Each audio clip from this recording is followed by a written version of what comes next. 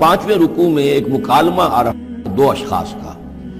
ایک شخص وہ ہے کہ جس کو اللہ نے دنیاوی نعمتیں جو بھی اس دور کی تھیں بھرپور دی ہیں، مادی وسائل بھرپور دے رکھے ہیں، اور وہ اس قدر اس کا معاملہ ٹھیک چل رہا ہے کہ ہوتے ہوتے اس کی نگاہ اب اللہ کی طرف سے ہٹ کر ان مادی اسباب و وسائل ہی پر جم گئی ہے، اس کا توکل اور اعتماد اسی پر قائم ہو گیا ہے۔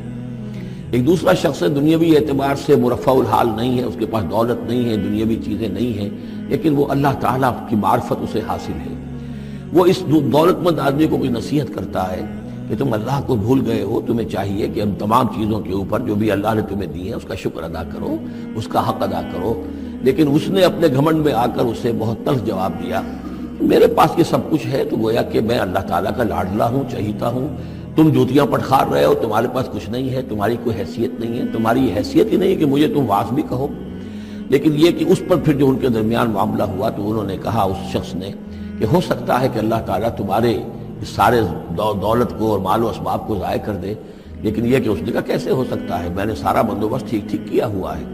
بہرحال نتیجہ یہ نکلا کہ اللہ تعالیٰ نے اس کی اس پوری دولت کو ایک طریقے سے ضائع کر دیا، اور پھر وہ اپنے ہتھیلیاں ملتا رہ گیا، کف افسوس ملتا رہ گیا، اور اس نے کہا ہائے کاش کہ میں نے اپنے رب کے ساتھ شرک نہ کیا ہوتا۔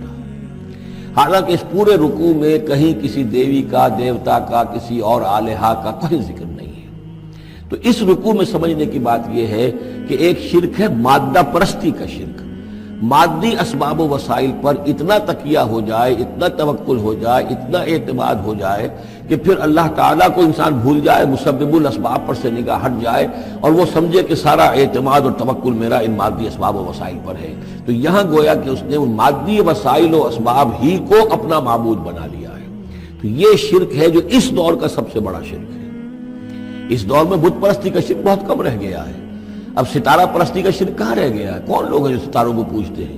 اب تو انسان سمجھتا ہے ستاروں تک تو ہم پہنچ ہی جائیں گے، ہمارا علم تو پہنچ ہی چکا ہے، چاند تک ہم اتر آئے ہیں، اب چاند کو کون پوجے گا؟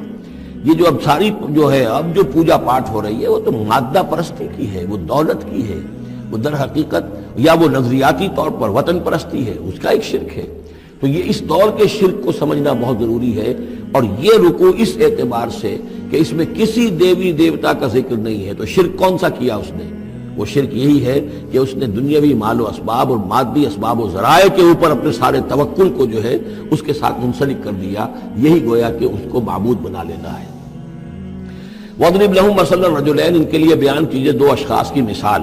جعلنا لأحدهما جنتین من اعناب، ان میں سے ایک کو ہم نے دیے تھے دو باغ انگوروں کے، وحففناهما بنخل، اور ان دونوں کو گھیرے میں لیا ہوا تھا کھجوروں کے درختوں نے۔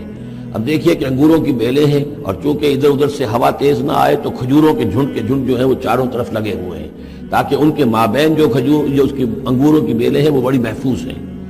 وجعلنا بینہما زرعا، ان کے درمیان کھیتی بھی تھی، یعنی یہ کہ اناج کا سامان بھی ہے اور انگوروں کی بیلیں بھی ہیں، اور یہ کہ کھجوروں کے درخت بھی ہیں۔ کلتا الجنتین آتت اکلہا، اور وہ دونوں باغات اپنا پھل دیتے تھے، ولم تظلم منہ شیئا، سال بسال پھل آ رہا ہے، سال ہر سال ہو گئے، ہر سال پھل آ رہا ہے، اس میں کوئی کمی نہیں کرتے تھے۔ جب یہ چیز چلتی رہتی ہے تو آدمی کا خود بخود ایک توکل جو ہے وہ اس چیز کے ساتھ وابستہ ہو جاتا ہے، وہ بھول جاتا ہے کہ اس کی اللہ تعالیٰ کے فضل و کرم سے ہے یا اللہ کے اذن سے ہے، بلکہ یہ کہ وہ انہی چیزوں کو سمجھ بیٹھتا ہے کہ یہ دائم ہے اور قائم ہے۔ وَفَجَّرْنَا خِلَالَهُمَا نَهْرًا، اور ہم نے ان کے مابین ایک نہر بھی نکال دی تھی، آب پاشی کا بھی پورا نظام موجود ہے۔ وَكَانَ لَهُ ثَمَرٌ، اور اس کے میوے بھی تھے، یعنی یہ بھی تھا کہ باغ جو ہے پھلا ہوا اس وقت، انگور بھی ہیں اور کھجور بھی جو ہے درخت جو ہے لدے ہوئے ہیں، اور ایک اس کا مفہوم یہ بھی ہے میرے نزدیک جو زیادہ راجح ہے کہ اس کو اولاد بھی اللہ نے خوب دی تھی۔ جیسے درختوں پر پھل لگتا ہے تو انسان کے لیے اس کی اولاد جو ہے اس کے پھل کی حیثیت رکھتی ہے، تو گویا کہ اس کو اولاد بھی ملی تھی۔ فقال لصاحبہ وہو یحاورہ، تو کہا اس نے اپنے ساتھی سے، ان سے وہ گفتگو کر رہے تھے، آپس میں گفتگو کر رہا، انا اکثر منک مالا واعز نفرا، میں تم سے کہیں بڑھ کر ہوں مال میں اور نفری میں۔ اب یہ نفری کے حوالے سے میں نے کانا لہو ثمر، اس کے بیٹے بھی تھے، اولاد بھی تھی، تو اس کے حوالے سے وہ نفری کی بات بھی کر رہا، میرے بازو بھی بہت ہیں۔ وَدَخَلَ جَنَّتَهُ، اور وہ داخل ہوا اپنے باغ میں، وَهُوَ ظَالِمٌ لِنَفْسِهِ، اور وہ اپنے جان پر ظلم کر رہا تھا، یعنی اسی گمراہی کے اندر مبتلا تھا. قال ما اظن ان تبید هذه ابدا، انہوں نے کہا میں نہیں سمجھتا کہ یہ باغ بھی کبھی اجڑ سکتا ہے. کیا مجھے دھمکا رہے ہو کہ اللہ تعالیٰ جو ہے کہیں تم میری دولت سلب نہ کر لے؟ دیکھو میں نے کھجوریں کس حساب سے یہاں پر لگائی ہیں کہ کوئی اگر آئے بھی، کوئی باد سرسر آئے یا کوئی اور بھی ہوا کا تیز لو کے جھونکے آئیں تو وہ میری انگوروں کے بیروں تک نہ پہنچے. یہ گویا کہ سینٹینلز کھڑے ہوئے ہیں، کھجور کے درخت جو ہیں وہ روک رہے ہیں. پھر میں نے یہاں پہ آبپاشی کا نظام ہے، میرے نہر چلی ہوئی ہے.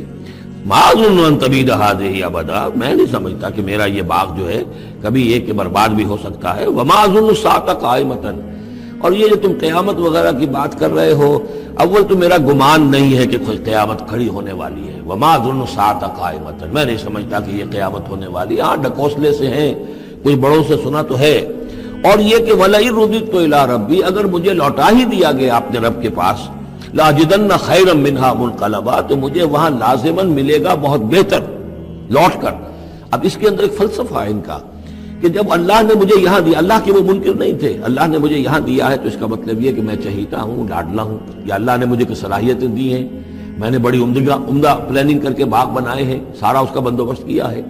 تو یہ میری جو صلاحیت ہے، یہ اللہ کی دی ہوئی جو میرے اندر ہے، یہ جو خیر ہے، یہ کہاں چلا جائے گا؟ آخرت میں بھی مجھے پھر ملے گا اور اس سے بہتر ملے گا. اور تم جیسے یہاں جوتیاں پٹخار رہے ہو ایسے وہاں پٹخارو گے. وَلَئِن رُدِدتُّ إِلَىٰ رَبِّي، اگر بالفرض ہو ہی گیا ایسا، لوٹا ہی دیا گیا میں اپنے رب کی طرف، لَأَجِدَنَّ خَيْرًا مِّنْهَا مُنْقَلَبًا، تو اس سے بھی بہتر مجھے وہاں پر ملے گا. قال له صاحبه، اب اس اللہ کے بندے نے جو نیک بندہ تھا کہا اس سے، اس کے ساتھی نے، وَهُوَ يُحَاوِرُهُ، اور ان سے گفتگو کر رہا تھا، أَكَفَرْتَ بِالَّذِي خَلَقَكَ مِن تُرَابٍ، کیا تو نے کفر کیا اس ہستی کا جس نے تجھے مٹی سے بنایا، ثُمَّ مِن نُطْفَةٍ، پھر پانی کی گندے پانی کی بوند سے بنایا، ثُمَّ سَوَّاكَ رَجُلًا، پھر تجھے ایک پورا انسان بنا کر کھڑا کر دیا. اب یہاں تجھے کفر کون سا کیا؟ یعنی یہ کہ وہ رب مان رہا ہے اللہ کو اور رب کے ساتھ اس نے کسی اور کا ذکر نہیں کیا ہے. مطلب یہ کہ آخرت کا انکار در حقیقت اللہ کا انکار ہے. اگر تم آخرت کے بارے میں جو کہہ رہے ہو کہ نہیں میں نہیں سمجھتا کہ یہ کوئی ہونے والی بات ہے، تو چاہے تم اللہ کو اب اقرار کر رہے ہو لیکن حقیقت میں اگر آخرت کو نہیں مانتے تو گویا کہ اللہ کا انکار ہے. لیکن هو اللہ ربی، لیکن جہاں تک میرا معاملہ ہے میں نے تو اللہ کو اپنا رب مانا ہوا ہے، وہی میرا مالک ہے، آقا ہے. ولا اشرک بربی احدا، اور میں اپنے رب کے ساتھ کسی کو شریک نہیں ٹھہراتا. ولولا اذ دخلت جنتک قلت ما شاء اللہ، اور کیوں نہ ایسا ہوا کہ اللہ کے بندے جب تو اپنے باغ میں داخل ہوا تو نے باغ دیکھا پھلا ہوا ہے، ہرا بھرا ہے، ہر طرف منظر جو ہے بڑا دل خوشکن منظر ہے، تو کہتا ما شاء اللہ. یہ پھر وہی مجلسی کلمہ آ گیا جس میں توحید کوٹ کوٹ کر بھری ہوئی ہے. ماشاء اللہ، یہ جو اللہ نے چاہا، جو اللہ نے چاہا، یہ سب اس کے فضل و کرم سے ہے. لا قوت الا باللہ، کوئی طاقت نہیں ہے اللہ کے سوا. اگر اللہ کی طرف سے یہ بات نہ ہوتی تو میرے اندر کوئی صلاحیت نہیں تھی. اللہ ہی کی ہے در حقیقت، یہ دین ہے اس کی، اسی کی عطا ہے. ان ترن انا اقل منک مالا و ولدا، اگر تم دیکھ رہے ہو کہ میں تم سے کم ہوں مال میں بھی اور اولاد میں بھی، فعسى ربی ان یؤتینی خیرا من جنتک، تو مجھے تو میں اپنے رب کے بارے میں یہ یقین ہے کہ وہ جب چاہے مجھے تیرے باغ سے بہتر باغ دے سکتا ہے. وَيُرْسِلَ عَلَيْهَا حُسْبَانًا، اور تیرے باغ کے اوپر وہ کوئی اوپر سے کوئی لو کا جھونکا ایسا بھیج سکتا ہے، من السماء، آسمان سے، فَتُصْبِحَ صَعِيدًا زَلَقًا، کہ یہ پورا باغ جو ہے یہ جو ایک ایسا ہے چٹیل میدان ہو کر رہ جائے کہ یہاں کوئی درخت رہے نہ بیلے رہے. معلوم ہوا کہ ہر چیز جب آنکھ کھلی گل کی تو موسم تھا خزاں کا، یہ ہو سکتا ہے، عین ممکن ہے. اور یصبح ماؤہا غوراً، یا اللہ آسمان سے کوئی ایسی نہ بھی بھیجے کوئی چیز بلا، تو اس کا پانی ہی جو تمہارا یہ جو چشمہ چل رہا ہے وہ پانی ہی اگر زمین کے اندر گہرا اتر جائے، یہ چشمہ خشک ہو جائے، فلن تستطیع لہ طلبا، اور پھر تو پانی کہیں سے لا نہ سکے تو یہ باغ خود بخود اچڑ جائے گا. یہ سارے امکانات ہیں. مسبب الاسباب نے تمہارے لیے اس وقت سارے اسباب جمع کر رکھے ہیں، جب چاہے گا ان میں سے کسی ایک سبب کی بھی اگر تناب کھینچ لے تو یہ سارا معاملہ جو ہے یہ تو شیش محل کی طرح کا ہے، ایک ہی جو پتھر ہے وہ اس سب کو چکنا چور کر دے گا. وَأُحِيطَ بِثَمَرِهِ، معلوم ہوتا جو بہت ہی کوئی اللہ کا پہنچا ہوا شخص تھا، جو اللہ کا دوست تھا، اور اس کا دل دکھایا اس شخص نے، جس کو تانا دیا اسے انا خیر من انا اکثر منک مالا و ولدا، تو اس حوالے سے اس کا دل دکھا ہے. اور یہ جان لیجئے کہ کسی اللہ والے کا من عادى لي وليا فاذنته للحرب، تو ایک حدیث قدسی ہے، جو شخص میرے کسی ولی کے ساتھ دشمنی کرے پھر میری طرف سے اس کے خلاف اعلان جنگ ہے۔ تو اس نے چونکہ یہ دل دکھایا ہے، اور فارسی کا ایک شعر بھی بڑا مزیدار ہے کہ ہیچ قوم را خدا رسوا نہ کرد، تا دلے صاحب دلے نامد میں درد۔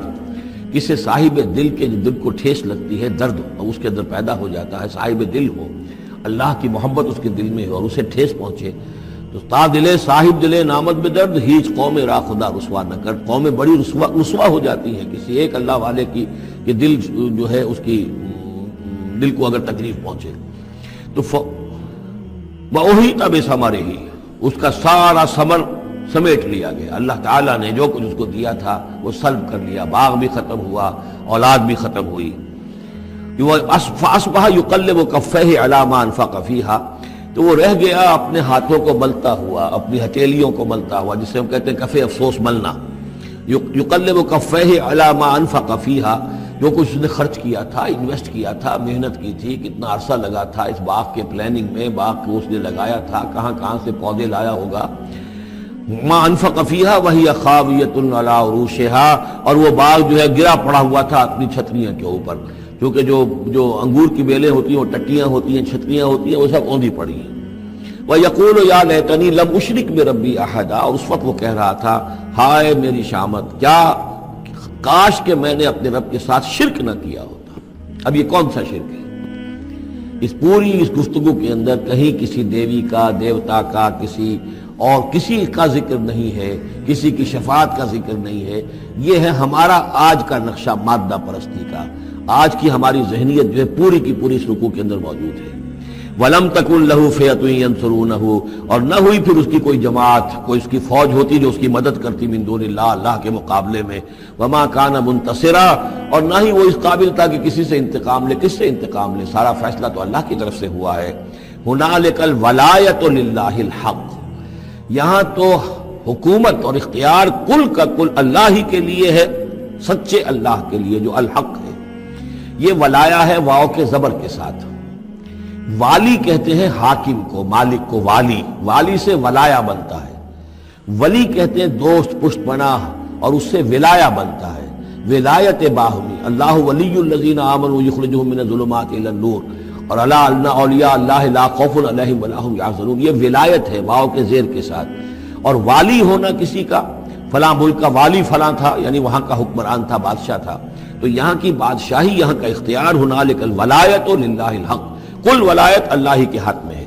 ہوا خیر ثوابا، دے کے حضور آکھن منگتے دی خیر ہووے، دے کے حضور آکھن منگتے دی خیر ہووے، منگتا کبے سخی دے، منگتا کبے سخی دے، بوہے دی خیر ہووے، دے کے حضور آکھن منگتے دی خیر ہووے، دے کے حضور آکھن۔